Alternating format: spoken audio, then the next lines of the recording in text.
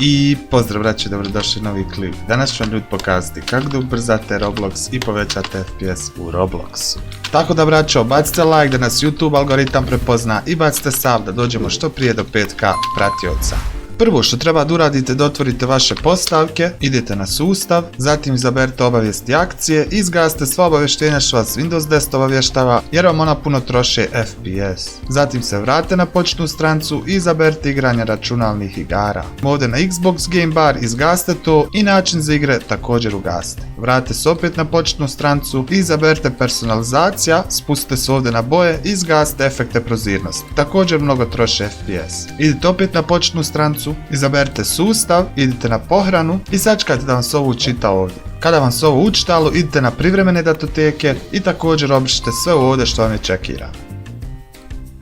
Zatvorite postavke, pritisnite Windows dugme, upišite ovdje energija i otvorite odabir plana uštede energije, zatim izaberite ovdje visoke performans i onda ovo zatvorite. Sljedeće što treba da uradite da otvorite svoj pretraživač i upišite FPS monitor, pritisnete enter, izaberete ovaj prvi sajt, idete ovdje download FPS monitor, ispremite instalaciju, pokrenite instalaciju i instalirajte ga na vaš PC. Kada ste instalirali FPS monitor dobit ćete ovo kao kod mene i to ćemo ostaviti za poslije, sada ćemo prijeći na Roblox postavke. I kao što vidite ljudi, FPS monitor nam već radi, imamo oko 60 FPS-a lokalno, sada ćemo ući u Arsenal ili bilo koju igricu da napravimo Roblox postavke za veći FPS, a vi podijelite klip ako vam se svidio do sad. I evo nas ljudi u Robloxu, pritisnite Escape, idite ovdje Settings, zatim se ovdje prebacite na Full Screen i stavite Off, prijeđite ovdje na Graphic Mode i stavite na Manual, Graphic Quality, ovdje smanjite ljudi skroz Graphic Quality, neka ostane jedna crtica, Performance Stats možete ugasiti, Mikro možete ugasiti i kameru ugasite. Kada ste to uradili, vratite se opet u Roblox i kao što vidite braćo, lokal smo Roblox na 60 nešto FPS-a,